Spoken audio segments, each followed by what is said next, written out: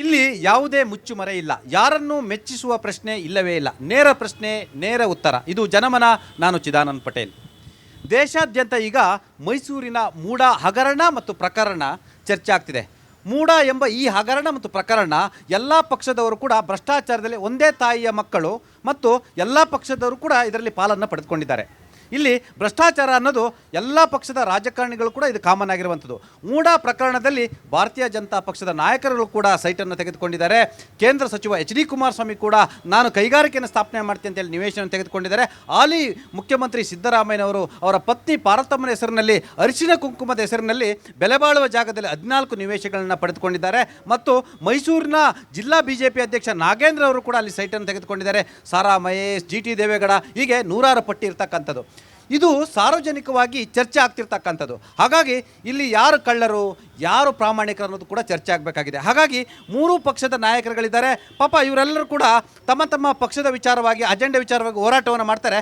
ಇವರ ನಾಯಕರುಗಳು ಸೈಟ್ ತೆಗೆದುಕೊಳ್ತಿದ್ದಾರೆ. ಈಗ ಭಾರತೀಯ ಜನತಾ ಪಕ್ಷ ಇದನ್ನು ರಾಜಕೀಯ ಅಜೆಂಡಾವಾಗಿ ಬಳಸ್ಕೊಂಡಿರ್ತಕ್ಕಂಥದ್ದು. ಮತ್ತೊಂದು ಕಡೆ ಮೂಡ ಪ್ರಕರಣದಲ್ಲಿ ನನ್ನದೇನು ತಪ್ಪಿಲ್ಲ ಅಂತೇಳಿ ಮುಖ್ಯಮಂತ್ರಿಗಳು ಸಮರ್ಥನೆ ಮಾಡ್ಕೊಳ್ತಿರ್ತಕ್ಕಂಥದ್ದು. ಮತ್ತು ಇಡೀ ಪ್ರಕರಣದಲ್ಲಿ ಡಿ ಕೆ ಶಿವಕುಮಾರ್ ಮೌನವಾಗಿದ್ದಾರೆ ಅಂತೇಳಿ ಆರೋಪಗಳು ಕೂಡ ಕೇಳಿ ಬಂದಿರತಕ್ಕಂಥದ್ದು. ಈ ಎಲ್ಲ ವಿಚಾರ ಬಗ್ಗೆ ನಾವು ಇವತ್ತು ಚರ್ಚೆಯನ್ನು ಮಾಡ್ತಿದ್ದೀವಿ.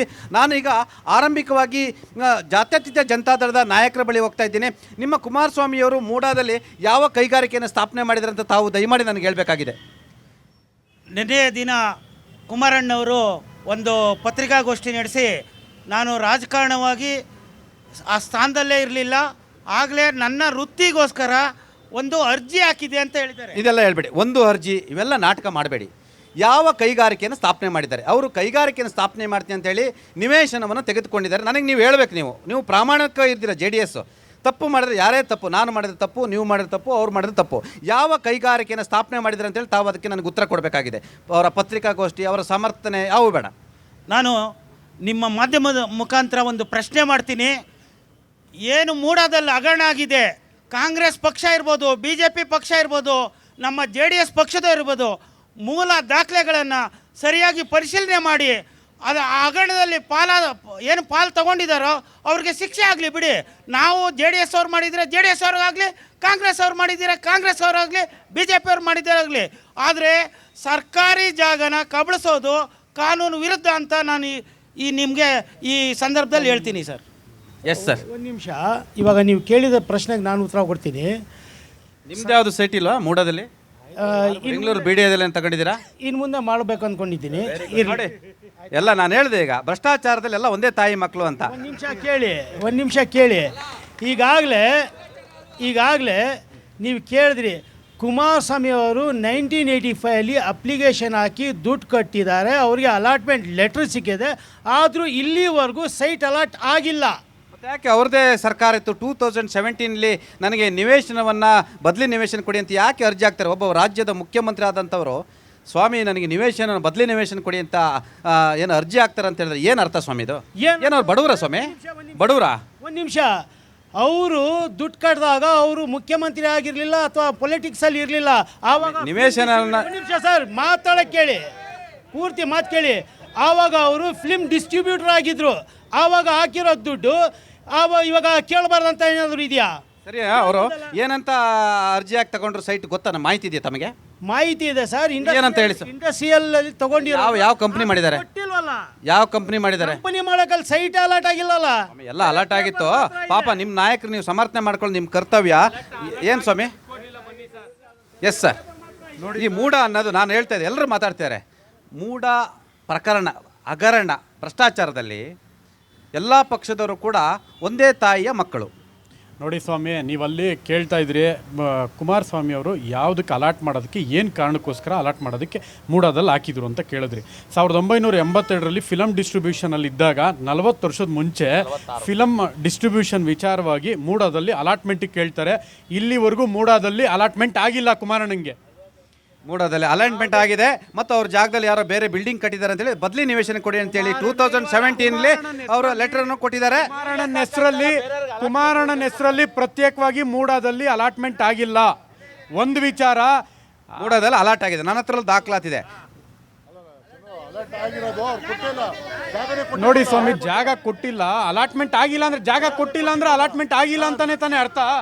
ಸರ್ ಮೂಡಾದಲ್ಲಿ ಕುಮಾರಣ್ಣವ್ರಿಗೆ ಚಂದ್ರವ್ರು ಹೇಳಿದಂಗೆ ಕರೆಕ್ಟ್ 85ರಲ್ಲಿ ಅವರು ಅರ್ಜಿ ಹಾಕಿದ್ದಾರೆ. ಅರ್ಜಿ ಹಾಕಿ ಆವಾಗ ಫಿಲಮ್ ಲ್ಯಾಂಡಲ್ಲಿ ಇದ್ದಂಥವ್ರು ಕುಮಾರಣ್ಣವರು. ಆವಾಗ ಏನಾಗಿದೆ, ಇವರು ಅಮೌಂಟ್ ಕಟ್ಟಿ ಅರ್ಜಿ ಹಾಕಿರೋದು.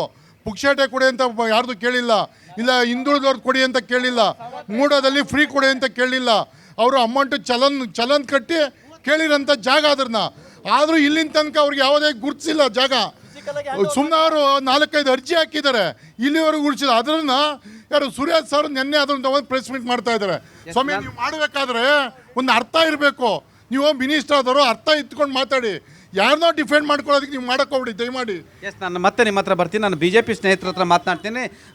ದೊಡ್ಡೇರಿಯವರೇ, ಭಾರತೀಯ ಜನತಾ ಪಕ್ಷದವರು ಕೂಡ ಈ ಮೂಡ ಪ್ರಕರಣ, ಹಗರಣ, ಭ್ರಷ್ಟಾಚಾರದಲ್ಲಿ ಪಾಲುದಾರರು. ನೀವು ಪಾದಯಾತ್ರೆಯನ್ನು ಮಾಡ್ತಿದ್ದೀರಾ, ಇದು ರಾಜಕೀಯ ಅಜೆಂಡಾಗಿ ಬೆಳೆಸ್ತೀರಾ. ಈ ರಾಜ್ಯದ ಜನರು ಏನು ದಡ್ಡ್ರು ಅನ್ಕೊಬಿಟ್ಟಿದ್ದೀರಾ? ಇದು ಸುಮಾರು 5,000 ಕೋಟಿ ರೂಪಾಯಿಗಳ ಒಂದು ದೊಡ್ಡ ಹಗರಣ. ಇದರಲ್ಲಿ ದಲಿತರ ಭೂಮಿ ಅಡಗಿದೆ.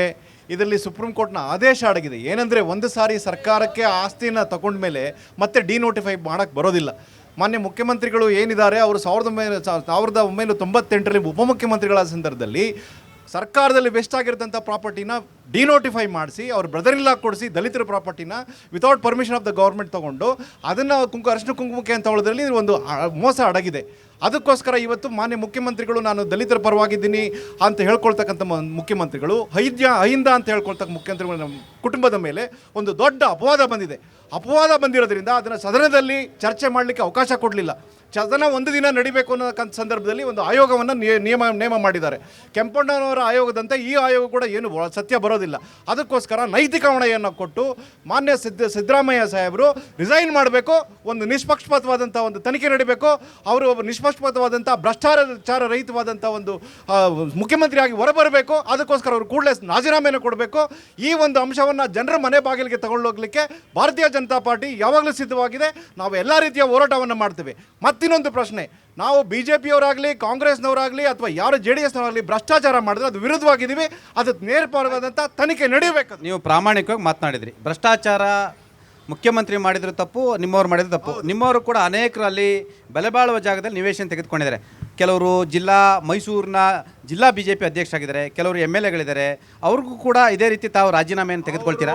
ಕಾನೂನು ಬಾಹಿರವಾಗಿ ಮಾಡಿದರೆ ಅದು ನಮ್ಮ ಪಕ್ಷದವರೇ ಇರಿ, ಅವ್ರನ್ನ ಜೈಲಿಗೆ ಕಳಿಸ್ಬೇಕು. ಇದು ನಮ್ಮ BJPಯ ಸ್ಟ್ಯಾಂಡ್. ಭ್ರಷ್ಟಾಚಾರ ರಹಿತವಾಗಿರ್ತಕ್ಕಂಥ ಸರ್ಕಾರವನ್ನು ಕೊಡ್ತಕ್ಕಂಥದ್ದು, ಭ್ರಷ್ಟಾಚಾರ ರಹಿತವಾಗಿರ್ತಕ್ಕಂಥ ಒಂದು ಆಡಳಿತವನ್ನು ಕೊಡ್ತದ್ದು, ಇದರ ಜನರ ಒಂದು ಮುಂದೆ ಮಾಡ್ತಕ್ಕಂಥದ್ದು ನಮ್ಮ BJPಯ ಒಂದು ಅಜೆಂಡಾ. ಇವತ್ತು ಏನು ಹೇಳ್ತೀರಿ, ಒಂದು ಸಾರಿ ಸರ್ಕಾರಕ್ಕೆ ತೆಗೆದುಕೊಂಡಂತಹ ಪ್ರಾಪರ್ಟಿಯನ್ನು ಡಿನೋಟಿಫೈ ಮಾಡಲಿಕ್ಕೆ ಸುಪ್ರೀಂ ಕೋರ್ಟ್ನವರೇ ಆಗಲ್ಲ ಅಂತ ಹೇಳಿದ್ದಾರೆ. ಹಾಗಿದ್ರೆ ನಮ್ಮ ರೈತರ ಲಕ್ಷಾಂತರ ಪ್ರಾಪರ್ಟಿನ ಇವತ್ತೇನು KDB, BDA, KSSIDCನ ತೊಗೊಂಡಿದ್ದೀರಿ, ಸರ್ಕಾರಕ್ಕೆ ವೆಸ್ಟ್ ಆದಮೇಲೆ ವಾಪಸ್ ಮಾಡಿದ್ದೀರಿ, ಆ ಲ್ಯಾಂಡ್ನೆಲ್ಲ ಡಿನೋಟಿಫೈ ಮಾಡಿಸ್ಬಿಡಿ. ನೀವು ನಮ್ಮ ರೈತರು ಅದೇ ರೇಟ್ ಕೊಡೋಕ್ಕೆ ರೆಡಿ ಇದ್ದಾರೆ. ಇವತ್ತು 62 ಕೋಟಿ ರೂಪಾಯಿ ಪ್ರಾಪರ್ಟಿ ನೀವೇನು ಕೇಳ್ತಾ ಇದ್ದೀರಿ? ನೀವು peripheral ring road, Kempegowda layout, Shivarama ಕಾರಂತರು, ಅರ್ಕಾವತಿ ಲೇಔಟು, ನಮ್ಮ ರೈತರಿಗೆ 100 ರೂಪಾಯಿ, 1000 ರೂಪಾಯಿ, 2 ಲಕ್ಷ, 3 ಲಕ್ಷ ಕೊಟ್ಟು ತೊಗೊಂಡಿದ್ದೀರಲ್ಲ. ಇವತ್ತು ನಮ್ಮ ರೈತರು ರೆಡಿ ಇದ್ದಾರೆ, ವಾಪಸ್ ಕೊಟ್ಬಿಡಿ ಅವ್ರಿಗೆ. ಯಾವ ನೈತಿಕತೆ ಇದೆ? ನೀವು ಪಾದಯಾತ್ರೆ ಮಾಡ್ಲಿಕ್ಕೆ ಹೊರಟಿರ್ತಿದ್ದೀರಾ? ನಾವು ಪಾದಯಾತ್ರೆ ಮಾಡಕ್ ಹೊರಟಿರೋದು ಇವ್ರದ್ದು ಬರೀ ಹಗರಣ ತುಂಬಿರೋ ಸರ್ಕಾರನೇ. ಈಗ ಮೂಡ ಹಗರಣ, ವಾಲ್ಮೀಕಿ ಇರಿ ಮಾತಾಡಕ್ ಬಿಡ್ರಿ, ವಾಲ್ಮೀಕಿ ಮಾತಾಡಕ್ ಬಿಡಿ. ನಿಮಗ್ ಚಾನ್ಸ್ ಸಿಕ್ದಾಗ ಮಾತಾಡ್ಬೇಕು, ನೀವು ಮಾತಾಡ್ಬೇಕು. ನಿಮಗ್ ಚಾನ್ಸ್ ಸಿಕ್ದಾಗ ವಾಲ್ಮೀಕಿ ಹಗರಣ ಮುಗೀತು. ಈಗ ಮೂಡ ಹಗರಣ ಅನ್ನೋದನ್ನ ತೆಗೆದು ಸಿದ್ದು ಹಗರಣ ಅಥವಾ ಸಿದ್ದು ಲೇಔಟ್ ಅಂತ ಮಾಡ್ಬಿಡಿ. ಯಾಕಂದ್ರೆ ಒಂದು ಅರ್ಶನ ಕುಂಕುಮ ಕೊಟ್ಟಿರೋದು ಅಂತ ಹೇಳಿ ಡ್ರಾಮಾ ಆಡ್ಬಿಟ್ಟು 3 ಸೈಟ್ ತಗೊಳ್ಳೋ ಜಾಗದಲ್ಲಿ 15 ಸೈಟ್ ತಗೊಂಡಿದ್ದಾರೆ. ನನ್ನ ಹತ್ರ ರೆಕಾರ್ಡ್ ಇದೆ, ತೋರಿಸ್ತೀನಿ, ರೆಕಾರ್ಡ್ ಇದೆ. ಎರಡನೇದು ಬಂದು ಇನ್ನೊಂದು ಹೇಳಕ್ ನಿಲ್ಲಿಸ್ರಿ, ಮಾತಾಡಕ್ ಬಿಡಿ ಆಯ್ತಾ, ದಾಖಲೆ ಸಮೇತ ಇದೆ. ಎರಡನೇದು ಇನ್ನೊಂದು ಹೇಳಕ್ ಇಷ್ಟಪಡ್ತೀನಿ, 85,000 ಅಪ್ಲಿಕೇಶನ್ನ ಇದೇ ಸಿದ್ದರಾಮಯ್ಯ ಅವರು ಸೈಡ್ಗೆ ತಳ್ಳಿಬಿಟ್ಟು ಅವ್ರಿಗೆ ಯಾರ್ಯಾರಿಗೆ ಬೇಕೋ ಅವ್ರಿಗೆ ಸೈಟ್ ಅಲಾಟ್ ಮಾಡ್ಕೊಂಡು ಈಗ BJP ಅವರು ಇದ್ದಾರೆ ಅಂತ ಡ್ರಾಮಾ ಯಾಕ್ರಿ ಆಡ್ಬೇಕು? ಡ್ರಾಮಾ ಯಾಕೆ ಆಡ್ಬೇಕು? ತೋರಿಸ್ಲಿ. ನಾವು ರಾಜೀನಾಮೆ ಕೊಡಕ್ ರೆಡಿ ಇದ್ದಾರೆ ಅಂತ ಸರ್ ಹೇಳಿದ್ರು. ಬೇಡ, ರೈತರಿಗೆ 1 ಲಕ್ಷ 3 ಲಕ್ಷ ಕೊಡೋದನ್ನ ನೀವು ಅದೇ ಬೆಲೆಗೆ ತಗೊಳ್ಳಿ. ಇಲ್ವಾ, ಬಂಜರು ಭೂಮಿ ಇದೆಯಲ್ಲ ಅಲ್ಲಿ ನಿಮ್ ಸೈಟ್ ಅಲಾಟ್ ಮಾಡ್ಕೊಳ್ಳಿ. ಯಾಕೆ ದೊಡ್ಡ ವಿಜಯನಗರ, ಆತರ ಕುಶಾಲನಗರ, ಆತರ ಮೈಸೂರಲ್ಲಿ ದೊಡ್ಡ ಲೇಔಟ್ ಯಾಕ್ರಿ ಚೂಸ್ ಮಾಡ್ಕೊಂಡಿದ್ದೀರಾ? ನೀವು ಮಾಡಿರೋದು ನೀವು ನೀವು ನೀವು ನೀವು ನೀವು ನೀವು ಇವ್ರದ್ದು ಬರೀ ಭ್ರಷ್ಟಾಚಾರ ತುಂಬಿರೋ ಸರ್ಕಾರ ನಿಮ್ದು. ಕೊಡ್ಬೇಕು ಸರ್. ಇನ್ನೊಂದು ಹೇಳಕ್ ಇಷ್ಟಪಡ್ತೀನಿ, ವಾಲ್ಮೀಕಿ ಹಗರಣ ಆಯ್ತು, ಮೂಡ ಹಗರಣ ಆಯ್ತು. ನೆಕ್ಸ್ಟ್ ಇನ್ನ 4 ವರ್ಷ ಅದೇನು ನಿಲ್ಲಿಸಿ, 4 ವರ್ಷ ಗವರ್ಮೆಂಟ್ ಅಲ್ಲಿ ಇನ್ನು ಹಗರಣಗಳ ಸುರಿಮಳೆ ಮಾಡ್ತಾ ಇದ್ದಾರೆ ಇವರು, ಸುರಿಮಳೆ ಮಾಡ್ತಾರೆ ಕೂಡ. ಮಾತಾಡ್ತೀನಿ. ಏನು ಸ್ವಾಮಿ ಈ ರಾಜ್ಯವನ್ನು ಆಳ್ತಕ್ಕಂಥ ಮುಖ್ಯಮಂತ್ರಿಗಳು 14 ನಿವೇಶನ ತೆಗೆದುಕೊಳ್ತಾರೆ ವಿಜಯನಗರದಲ್ಲಿ. ಅವರ ಇದ್ದ ಜಾಗ 2,000 ರೂಪಾಯಿ ಇದೆ ಈಗ ಇವತ್ತು ಸ್ಕ್ವೇರ್ ಫೀಟು. ಅವ್ರು ತೆಗೆದುಕೊಂಡಿರ್ತಕ್ಕಂಥ ಜಾಗದ ಸ್ಕ್ವೇರ್ ಫೀಟ್ 10,000 ಇರ್ತಕ್ಕಂಥದ್ದು. 14 ನಿವೇಶನಗಳನ್ನು ತೆಗೆದುಕೊಂಡಿದ್ದಾರೆ. ಮತ್ತು ಅರಿಶಿನ ಕುಂಕುಮ ಏನಿದು ತೆಗೆದುಕೊಳ್ಳಿ, ಒಬ್ಬ ಮುಖ್ಯಮಂತ್ರಿ ಆದಂಥವರು ಈ ಮಟ್ಟದ ಆಸೆನಾ ಸ್ವಾಮಿ? ಇದು ಆಸೆ ಅಂತಾರ ದುರಾಸೆ ಅಂತಾರ? ಅಲ್ಲ, ಇವಾಗ ಸಾಮಾನ್ಯವಾಗಿ BJP ಮತ್ತು JDS ಅವ್ರಿಗೆ ನಾನು ಪ್ರಶ್ನೆ ಕೇಳ್ತೀನಿ. ಅವ್ರ ಜಮೀನೇ ಉತ್ತುವರಿ ಆಗ್ಬಿಡ್ತು ಅಂತ ಸ್ವಾಧೀನ ಮಾಡಿಕೊಂಡು ಸರ್ಕಾರ ಅಂತ ಹೇಳಿ ಸುಮ್ಮನೆ ಇರ್ತಾರ ಇವರು? ಕೈ ಕಟ್ಕೊಂಡು ಇರ್ತಾರ ಇವರು? ನಮಗೆ ಪರಿಹಾರ ಕೊಡ್ಬೇಕು ತಾನೆ. ಪರಿಹಾರ ತಗೊಂಡಿದ್ದೀವಿ ನಾವು, ಕಾನೂನು ಮೂಲಕ ಪರಿಹಾರವನ್ನ ತಗೊಂಡಿದ್ದೀವಿ. ಮಾನ ಮರ್ಯಾದೆ ಇದೆ ಇವ್ರಿಗೆ? ಮಾನ ಮರ್ಯಾದೆ ಇದೆಯಾ? ಕಾನೂನು ಮೂಲಕ ತಗೊಂಡಿರೋದು ನಾವು. ನಮಗೆ ನಮ್ಮ ಜಮೀನು ಸ್ವಾಧೀನ ಮಾಡ್ಕೊಂಡ್ರಲ್ಲ, ಅದಕ್ಕೆ ಪರಿಹಾರ ತಗೊಂಡಿದ್ದೀವಿ. ಇವ್ರ ತರ ನಾವು ಲವ್ ಲೆಟರ್ ಬರೀಲಿಲ್ಲ, JDS ಅವ್ರ ತರ ಲವ್ ಲೆಟರ್ ಬರೀಲಿಲ್ಲ. ಲವ್ ಲೆಟರ್ ಬರೆದು ನಾವು ನಿವೇಶನ ಕೇಳಿಲ್ಲ, ನೇರವಾಗಿ ಕೇಳಿದ್ದೀವಿ. ನಿವೇಶನ ನಮಗಾಗಿರುವಂಥದ್ದು, ನಮ್ಮ ಜಮೀನು ಏನು ಸ್ವಾಧೀನ ಮಾಡ್ಕೊಂಡಿದ್ರು ಅದಕ್ಕೆ ಪರಿಹಾರ ತಗೊಂಡಿದ್ದೀವಿ. ಇವ್ರ ತರ ನಾವು ಲವ್ ಲೆಟರ್ ಬರೀಲಿಲ್ಲ. ಕೇಳಿ, ಲವ್ ಲೆಟರ್ ಬರೆದಿರೋದು ಕುಮಾರಸ್ವಾಮಿ ಅವರು. ಲವ್ ಲೆಟರ್ ಬರೆದು ನಿವೇಶನ ತಗೊಂಡಿದ್ದಾರೆ. ಅದಕ್ಕೆ ಏನು ಹೇಳ್ತಾರೆ JDSನವರು? ಏನು ಹೇಳ್ತಾರೆ? ದಲಿತರ ಜಮೀನನ್ನ ಮುಖ್ಯಮಂತ್ರಿಗಳು ಅವರ ಬಾಮೈದ ಅರಿಶಿನ ಕುಂಕುಮನ ಹೆಸರಿನಲ್ಲಿ ತೆಗೆದುಕೊಂಡಿದ್ದಾರೆ. ಇದು ದಲಿತರಿಗಾದ ಅನ್ಯಾಯ ಅನ್ನೋ ಒಂದು ಮಾತನ್ನ JDS ಮತ್ತು BJP ಸ್ನೇಹಿತರು ಹೇಳ್ತಾರೆ. ನೋಡಿ, ಟಿವಿಲೇ ಹೇಳಿದ್ದಾರೆ. ಇದು ನೀವೇ ಹೇಳಿದ್ದೀರಾ, ST ಜಮೀನಲ್ಲ ಅಂತ ನೀವೇ ಹೇಳಿರೋದು ಎಲ್ಲ. ಒಂದು ನಿಮಿಷ ಕೇಳಿ, ಒಂದು ನಿಮಿಷ. ಎಲ್ಲಿ ದಾಖಲೆ ಎಲ್ಲಿದೆ? ನಿಮ್ಮ ಹತ್ರ ದಾಖಲೆ ಇದೆಯಾ? ದಾಖಲೆ ಎಲ್ಲಿದೆ? ಇಲ್ಲೇ ನೋಡಿ, ದಾಖಲೆ ಎಲ್ಲಿದೆ? ದಾಖಲೆ ತೋರಿಸಿ. ದಾಖಲೆ ಎಲ್ಲಿದೆ? ಜಮೀನು ST ಜಮೀನು ಅಂತ ದಾಖಲೆ ಎಲ್ಲಿದೆ ತೋರಿಸಿ. ಯಾವ ಹತ್ರ ಇದೆಯಾ? ಯಾವ ಹತ್ರನೂ ಇಲ್ಲ. ಯಾವ ಹತ್ರ ತೋರಿಸಿ, ಒಬ್ರು ತೋರಿಸಿ. ಇಲ್ಲೇ ನೋಡಿ, ಶಿವಲಿಂಗೇಗೌಡರು ಪ್ರೆಸ್ ಮೀಟ್ ಮಾಡಿ ಹೇಳ್ತಾರೆ, ಇದು ST ಜಾಗ ಅಲ್ಲ, ಸಾಹೇಬರು ಜಮೀನನ್ನು ಅವರು ಸರ್ಕಾರ ತಗೊಂಡಿದ್ದಾರೆ, ಅವ್ರ ಪರಿಹಾರಕ್ಕೋಸ್ಕರ ಇದು ಸೈಟ್ ಕೊಟ್ಟಿದ್ದಾರೆ. ಏನು ತಪ್ಪೇನಿದೆ? ತಪ್ಪೇನಾರ ಇದೆಯಾ? ಸೈಟ್ ಕೊಡೋದ್ರಲ್ಲಿ ತಪ್ಪಿದೆ. ಇವಾಗ ನಿಮ್ಮ ಜಮೀನು ಹೋದ್ರೆ, ಇವಾಗ ನಮ್ಮದೇ ಜಮೀನು ಹೋದ್ರೆ ಯಾರ ಬಿಡ್ತಾರ? ಪರಿಹಾರ ಕೇಳಲ್ವಾ? ನಮ್ಮ ಹೆಂಡತಿ ಮಕ್ಕಳು ಕೇಳಲ್ವಾ? ನಮ್ಮ ಅಪ್ಪ ಅಮ್ಮದಿರು ಆಸ್ತಿ ಮಾಡಿರ್ತಾರೆ, ನಮ್ಗೆ ಬೇರೆ ಏನಿಲ್ಲ, ಮನೆ ಇಲ್ಲ, ಜಾಗ ಇಲ್ಲ, ಇರೋಕ್ಕೆ ಜಾಗ ಕೇಳಿದ್ದೀವಿ. ಕಾನೂನು ರೀತಿಯಾಗಿ ಕೊಟ್ಟಿದ್ದಾರೆ. ಆವಾಗ BJP ಸರ್ಕಾರ ಇತ್ತು, ಹೆಂಗೆ ಕೊಟ್ಟರು? ಕಮಿಷನರ್ ಇರಲಿಲ್ವಾ? ಕಾಣ್ತಾ ಇರಲಿಲ್ವಾ? ಇವ್ರು ಕೊಟ್ಟಿದ್ದೆಲ್ಲ ಮಾಡಿಬಿಟ್ರ. ಕುಮಾರಸ್ವಾಮಿ ಅವರು ಲೆಟ್ರು ಬರೆದಿದ್ದಾರಲ್ಲ, 2017ರಲ್ಲಿ ಲೆಟ್ರು ಬರೆದಿದ್ದಾರೆ.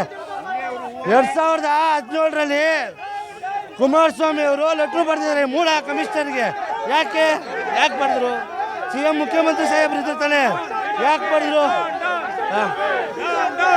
ಇಷ್ಟೆಲ್ಲ ಹಗರಣ ಇದ್ರು ಕೂಡ JDS ಅವರು ಬರ್ತಾರೆ. ಏನು ನ್ಯಾಯ ಇಲ್ಲ, ಯಾವುದೂ ಇಲ್ಲ.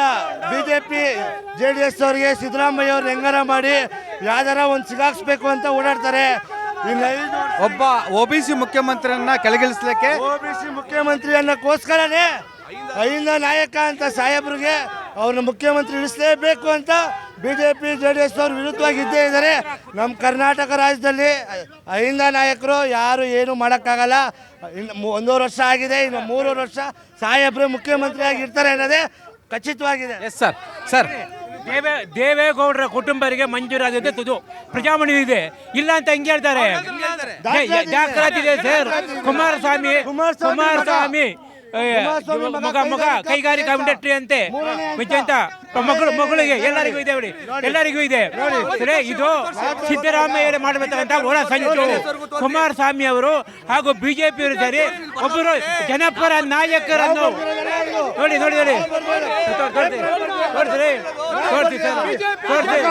ಮಗ ಕುಮಾರಸ್ವಾಮಿ ಅವರ ಮಗ ಕುಮಾರಸ್ವಾಮಿ ನೋಡಿ ಸರಸ್ವತಿಪುರದಲ್ಲಿ ಕುಮಾರಸ್ವಾಮಿ ಅವರು ದೇವೇಗೌಡರ ವಂಶ ಆವಾಗಲೇ ತೆಗೆದಿದ್ದಾರೆ, ಆವಾಗಲೇ ತೆಗೆದಿದ್ದಾರೆ.